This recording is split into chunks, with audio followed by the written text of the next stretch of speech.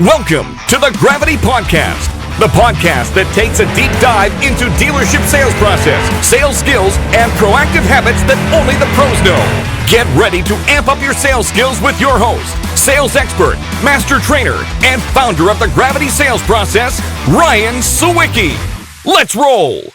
Hey everybody, welcome back to the Gravity Podcast. I'm your host, Ryan Sawicki. I'm a master trainer with Dealer Gravity. We train dealerships all over Canada and the United States. And in this podcast, we discuss all aspects of helping more people buy vehicles, F&I, and service from your dealership. If you like our content, please subscribe to the channel because we come out with new episodes every single week that'll help more people buy vehicles, service, and F&I from your dealership. And in today's episode, we're going to discuss on how to connect service and sales inside the dealership to help more people buy service and also help more people buy vehicles from your dealership, because the purchase decision isn't all about price. It's all about confidence.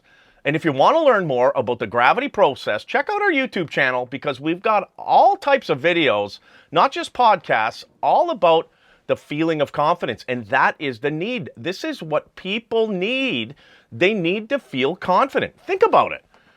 When a customer gets a new vehicle or is looking for a new vehicle, is it the vehicle that's the need? Well, if you think so, you're not using the highest power source available. The highest power source available are feelings of confidence, because feelings are the most important thing to each and every person, especially feelings of confidence. Now, when it comes to buying a vehicle, the feeling of confidence in safety, performance, appearance, comfort, and economy, these are the feelings of confidence that the customer may want in their next vehicle because one of those factors is lacking in their last vehicle. And if you ask a customer what they love about it, what they change about it, and what they need new or different on their current vehicle that they've got right now, they will always say something that will be safety, performance, appearance, comfort, and economy related is the reason why they're getting out of it and getting to the new one, because they don't feel confident in it. Maybe it's costing them repairs. Maybe they don't want to be shelling out the money. Well, this is a great segue into today's episode, which is ways to connect sales and service inside the dealership and do some interdepartmental advertising that costs you absolutely nothing. I'm going to show you where these doors are, and you'll be able to open them and be able to endorse your service department, and on the flip side of that coin, also have your service department endorse you, because the feeling of confidence in the future is something that your customer may think is very, very important. You know, you've heard the old saying that sales sells the first vehicle and service sells every other vehicle after that. You know, this aspect of connecting service and sales is sometimes misused or oftentimes forgotten, and it's a very important thing. You may need to practice a couple of things, but what I want to do in this podcast is dive in and show you 3 ways that you can endorse service in a way that'll blow your customer's mind and have them thinking, you know what, this is a dealership that I really like. You know, they care about other things. And on the dark side of the drop of rain, if you don't mention it and your competition does, they may be getting that feeling across of how great their service department is, and you don't want that. So the first point that I want to make with you, and this is for salespeople and managers of the dealership, that we want to start talking about service in our process. Now, I'm not saying it's going to be the first thing that you talk about, and there's a few different places throughout the process where you can seamlessly match together service and sales and talk about your amazing service department, and we're going to get there in just a second. But you may be asking yourself, well, what would I be talking about when I'm talking about my service department? What kind of things should I mention? Well, I mean, if your service department has won awards for customer satisfaction, you want to let your customer know that. You know what? If you get great testimonials, you want to let your customer know that. If you've got high CSI scores, that's something that you may want to let your customer know about. And if you don't have any of those things and you've got an extremely friendly service department, you want to mention just how friendly and how customer-centric and oriented they are, and that they really care about the customer and their vehicle, and they know how important it is for you to have a well-running vehicle, and they will take care of you. Now, there are a couple of places in the process where this can happen. If you are qualifying your customer, so let's talk about this right now. Number one, I hope that everybody out there is qualifying their customer and getting the customer story out there, because people buy from people that they like and from people that they trust. And you know what? If you've got seamless ways to be able to extract the customer story in a qualification, this will create some doorways into connecting the sales and service department. Now, if you don't have that, please check out dealergravity.com, because we have got so many ideas, and we've got the #1 virtual training platform on the planet, Gravity on Demand. You can sign up right on our website and be able to get word tracks and ideas for not just qualifying, but also how to connect your service department. So let me dive in. If you're qualifying your customer at the dealership, and let's say you're writing a few things down, one of the things that you may want to talk about is the previous vehicle. In fact, that's the reason why they're here.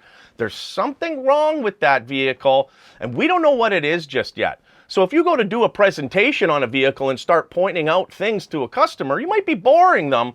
But if you know exactly what they're looking for, you can hone in and be able to zero in on the confidence factors and make that customer feel confident. So back to your qualification, if you've got a question about their previous vehicle, and maybe they didn't buy the vehicle from you, and the customer's talking about all the repairs and how it's costing them money. Well, Mr. and Mrs. Jones, here's an example.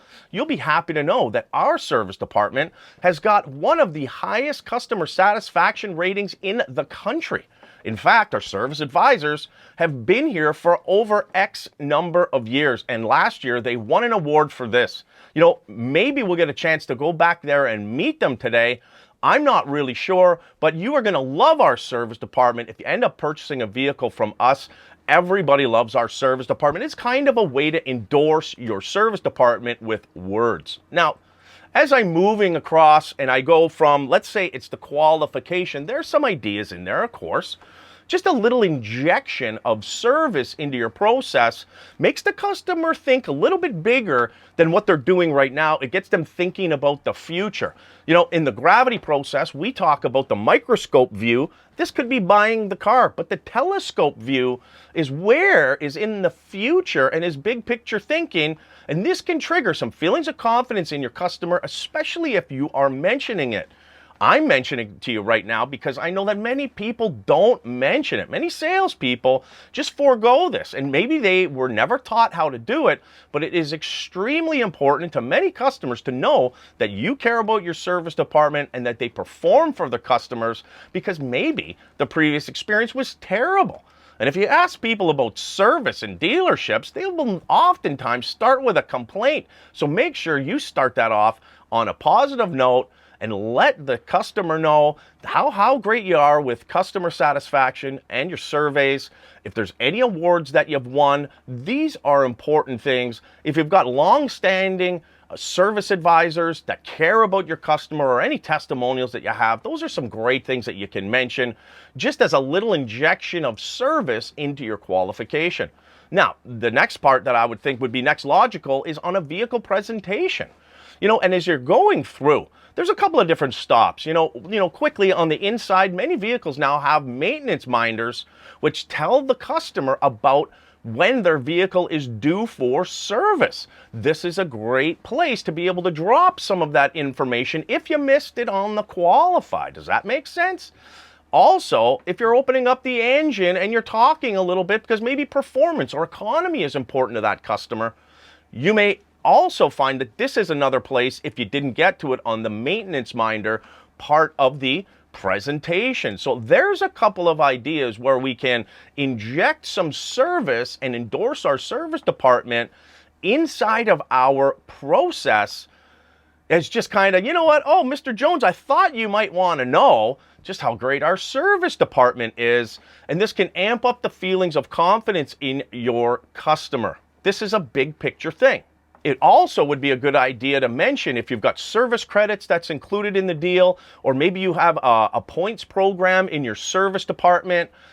These are some things that you may want to mention to your customer as well, because it allows them, to get the feeling of confidence. Wow, these guys are going to do this on the house for us. Or, you know what? Oh, hey, if I get my service here, I get some points. So, down the road, that'll add up to some free service.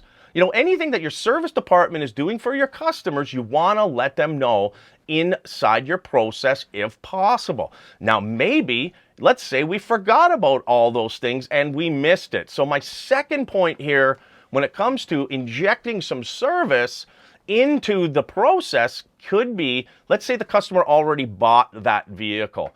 Now, there's some dealership tours that we can do of the service department, and that's where we're going to stop right now, because the dealership tour, or the service walk, as we call it in the Gravity world, is an extremely important part of not only the customer satisfaction survey, but also the feelings of confidence inside your customer where it comes to where they're buying their vehicle from. And not introducing your customer to service. I'm laughing right now because I've heard horror stories about, I tried to introduce them to service, but they were just too busy. So we're going to stop there in just a second. I'm going to show you how to clear that up as good as possible. And it's good that your service department is busy, but let me ask you a question right now. Are you practicing it with your service department? So here's my recommendation. When it comes to introducing your customer to service. Now, by the way, this can also happen inside the process. Let's say you're sliding out the service door to go take a look at a vehicle, and you say, hey, John, I want you to meet my customer, Betty and Sue, or Joe and Brenda, whatever. Hey, you know what? They're here looking at a new vehicle, and I thought I'd introduce them to some of the people that make our dealership so great. You know what? And maybe John, your service advisor, has got a word track that he's using that you should practice. And it goes something like this. Hey, you know what? It's so nice to meet you. You know what? Hopefully one day we'll get to service your Honda here at the dealership. We look so forward to doing that. I'm not sure if Ryan has mentioned it to you, but we're extremely at the top end of customer satisfaction, and looking after you is our pleasure. So, hey, thanks for coming by the service department. It's so nice to meet you. Sometimes a little introduction like that can happen inside the sales process as well. But let's fast forward to where we were. Now we're in the surveys, or we're doing the service walk with your customer. Now, if you're sitting down with the survey and going over the customer, this is another stop on the map that we can make, because one of the parts of the CSI survey is where you're introduced to service. So this is getting to my next point of this word track, and this little part of the process needs to be practiced. So let me share with you some ideas that really work. If your service department is so busy and you need to designate somebody to do it and everybody's busy, there is nothing worse than that. In fact, you can make your service department look terrible if nobody's got time for the last person that just bought a vehicle from your dealership. So my recommendation is this.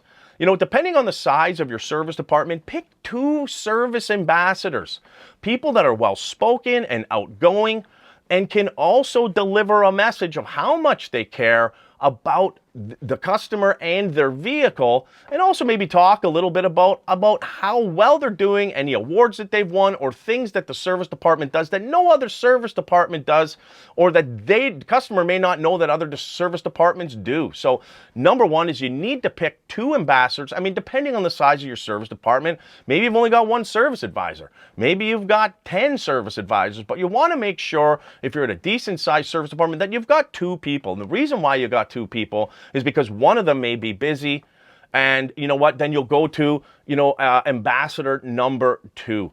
My tip number 2 for this is that it has to be practiced and scripted. So you know what, I mentioned something earlier, and number 3, I'm just going to mention that, and I'm going to circle back here. Number 3 is you need to have signals. You need to have signals when you're doing a service walk, and there are a couple of different ways you can do it, but the easiest way that you can do it is by having a different colored clipboard, like a hot pink clipboard or an orange clipboard, or something that isn't black and white, something identifiable, bright blue, what have you.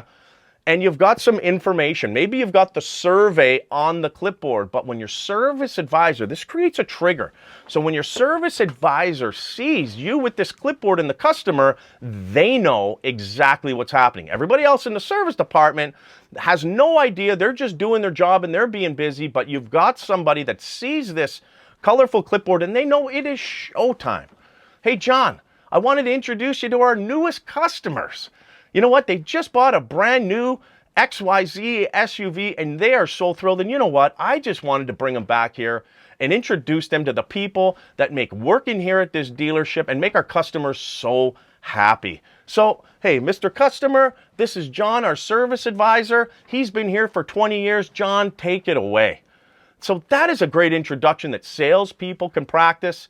And also, have your service advisors or your service manager even have a word track that they can use as a guideline to be able to introduce that customer. Hey, you know what? Welcome to the family. Welcome to the Gravity Motors family. We're so glad you decided on us, and we're going to do our best to make sure that you are so satisfied throughout the ownership experience with your vehicle. We offer this, and in fact, you'll be getting a $200 service credit from us that you can spend on accessories or even on your next service. So these are some things on the service walk that you can practice. You know, number one, get 2 ambassadors. You know, number 2, practice this thing and practice these word tracks because they are so important, and also have an identifier, have a trigger. So when your service advisor or your service manager, whoever your ambassador is going to be, sees you with this clipboard, everything stops for them. Not everybody in the service department, just the people that are the ambassadors, and this will create a seamless transition and also make the customer feel important, because there is nothing worse than sitting at a service desk or in the drive trying to get somebody's attention to talk to your customer, especially when it isn't rehearsed, and especially if there's no signals and they're too busy. This is something that needs to be practiced, and I cannot stress that enough. But if you practice it, it's simple. It's a couple little word tracks that'll make that customer feel confident. And guess what? Next time that service advisor is calling that customer, they will be able to remember that situation and go, oh yeah, hey, you know what? I remember meeting you in the service department. This is a great thing. And this is all about customer service. So here's our third tip. This is what we call tent pegs. So when you're introducing your customer to service, it's a great idea to have your service advisor put the tent pegs in for their first service. Now, I know vehicles got maintenance minders, but you can use the average. Hey, Mr. or Mrs. Jones, you know what we're going to do? Why don't we book your first service right now? You've got a maintenance minder in your vehicle that'll let you know exactly when it is, but you know what? Average is 4 months or 5 months, so I'm going to book you here in 4 or 5 months for your first service at the dealership, and I'm just going to put it in right now. Now, hey, listen, if you don't drive a whole lot or your maintenance minder isn't coming on, we can book it at a later date, but I just want to schedule you in because we are super busy, but there's nothing more important than our customers' maintenance and their vehicle, and making sure that it runs as perfect as possible. So that is a tent peg that you can put in the ground and get the first service in the books for the customer. You know, the next tent peg that's important for your service department to do, and if they're not doing it right now, you want to let that customer know that you have got a VIP courtesy appointment with that customer in a set period of time. And the purpose of this call is just to follow up with the customer and see how they're doing with their new vehicle. This comes from the service department, by the way,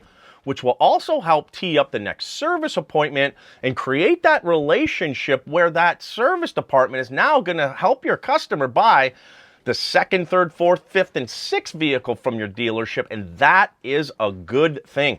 So in this courtesy follow-up or your VIP follow-up from service to your customer, this is something you can let them know too. Mr. or Mrs. Jones, what I'd also like to do, now that we've got our first service booked, is I'm going to follow up with you in 2 to 3 weeks. You can set the period of time. It doesn't really matter, but don't leave it for months. You know, leave it for a couple of weeks, or, you know, at 4 weeks at the latest. You know, and then what we want to do is just follow up and see how everything is with your vehicle and make sure the functionality of everything is at the top of your mind and you know how everything works. I'll also invite you back down to the dealership to do a second delivery. what we're going to do right now, Ryan, your salesperson, he's going to go over your vehicle and show you everything, but there might be some new stuff that, you know what, I can't remember quite what Ryan said. We'll be following up with you to make sure that you know exactly how everything is working, that everything for you is 100%. We do this as a courtesy to our customers because there's so many phenomenal features on your vehicle. We just want to make sure that you're getting a use out of it. Can I set you up in 3 weeks, Mr. or Mrs. Jones? And now you've got 2 tent pegs. You've got one for the future service, and now you've got one for the courtesy follow-up or the VIP follow-up or the second delivery. And this just proves what you were saying earlier in your process about how great your service department is. And this will really hit home with your customer. Wow, this is a different experience than I've had at my other dealerships. And this is a very simple thing to do in your dealership. It doesn't cost you any money at all. Okay, you might have to buy a $2 clipboard at the dollar store to be able to set up those triggers with the service department and a little bit of practice. But as service, we know is so important to helping customers buy their second, third, fourth, fifth, sixth, and also their friends and families' vehicles from that dealership, that this is not something that should go overlooked. And if your competition is doing it, you don't want to lose deals to your competition because the customer thought that your service department wasn't as good as theirs when in fact it's better. So remember these things. Number one, you want to inject service into your process.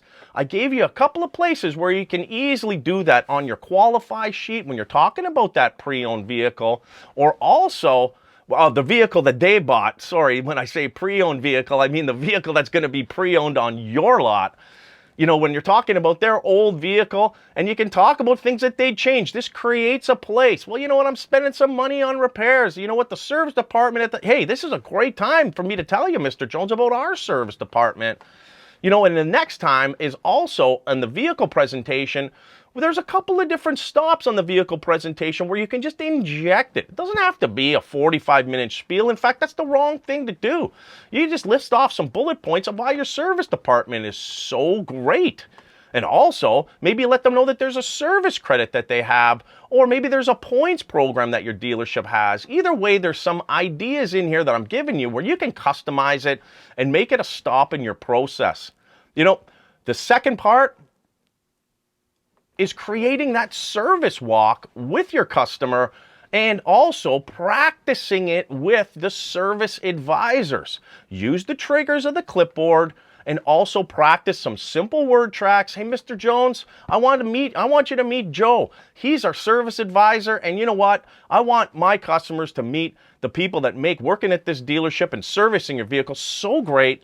And this is Joe, he's our service manager or service advisor, and then let Joe take it away for you. And he can come back in and let them know exactly how dedicated they are to the customer service and that they're going to be in good hands. This is a very important part. And again, number 3, just in a review, is get those tent pegs down. And you know what? Have the service advisor book that service in the future, and also letting that customer know that they're going to have a courtesy follow-up to make sure that everything is 100% in a couple of weeks, and even invite that customer down to be able to review some things and do a second delivery. So I hope you found that these 3 points were very, very useful and that you can incorporate them into your process and get it started, because amping up your service is important to your business and your future business, and also your dealership's business and your customer satisfaction. It'll help you help more people buy vehicles and service from your dealership. So I hope you enjoyed this episode all about connecting sales and service. This is a Gravity Podcast. I'm your host, Ryan Sawicki. So glad you could join us for this episode, and we will see you soon.